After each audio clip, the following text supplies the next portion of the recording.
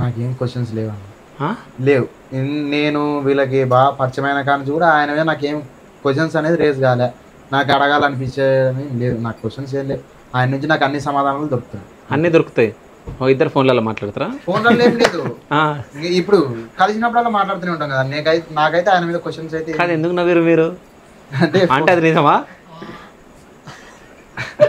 అంటే పౌలలో దీంట్లో స్టూడియోలో ఉంటారు, ఫోన్లో కాదు. డైరెక్ట్ స్టూడియోలో ఉంటాము. ఎక్కడైనా బయటికి పోతే కూడా ఎక్కువ నేను తొలుకోబోతుంటాడు. ఓకే, నువ్వేమన్నా క్వశ్చన్? నాది క్వశ్చన్ ఏమంటే ఎప్పటి నుంచి అడుగుదామని, ఇప్పుడు రీల్స్ తీస్తుంటాం, సంగంటే చాలా టేక్స్ తీస్తారు అనమాట. సో ఫస్ట్ టేకే పెడతాడు. ఏంటి ఫస్ట్ టేక్ పెడతాప్పుడు నువ్వు అన్ని టేక్లు ఏంటి తీపియాలా? చెప్పు. ఏం లేదు, దీనికన్నా ది బెస్ట్ వస్తుందేమో నెక్స్ట్ అని. ఏది రాదు, ఏది రాదు. ఫస్ట్దే అంత ఇంత బెటర్గా ఉంటుంది.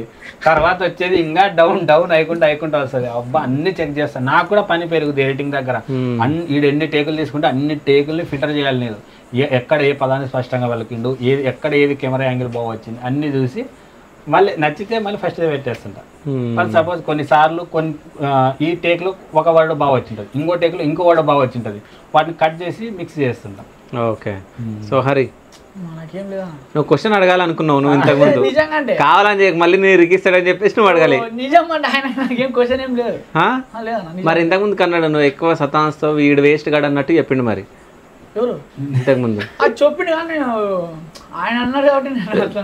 చెప్పిండు కాబట్టి ఒప్పేసుకుంటాట. నేను చేసేదానికి అంటున్నాను ఆయన, అంతే, తప్పలేదు కదా. సరే, ఏమేం చేస్తాను? మంచి చేసేటప్పుడు కొంచెం టేకులు ఎక్కువ తీసుకోవడము, ఇది బిల్డప్ మాటలా? ఎట్లా మాట్లాడతాడు? ఎదురు మాట్లాడతాడు, కొంచెం ఎదురు అనమాట.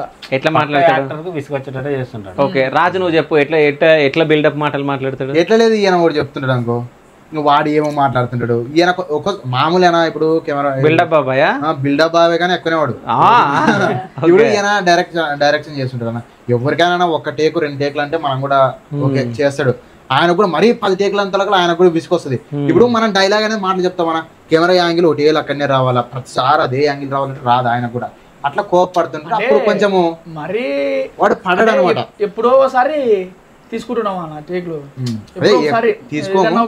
అది మూడాపులు ఉన్నప్పుడు ఎప్పుడో ఒకసారి తీసుకుంటాం. ప్రతి ఒక్కరు తీసుకుంటాంలే, కానీ అంటే ఎక్కువ టేకులు నేను తీసుకుంటా. కానీ ఎప్పుడన్నా కొద్దిగా దాని మీద ఎక్కువ ఫిజర్ పెట్టినప్పుడు కొంచెం టేకులు ఎక్కువ తీసుకుంటాం. ఒక్కోసారి ఇంకా తొందరగా చెప్పేస్తాను. అయితే వాడు పడడు అనమాట. మేము ఆయన తిట్టినా కూడా ఎట్లా అంటే ఇప్పుడు ఈ మామ ఏం చేస్తారు, ఈయన వెళ్తేనే కొద్దిగా ఏదో ఒక మాట అన్నా, ఒక 2-3 మాటలు అన్నా పడతాను అనమాట.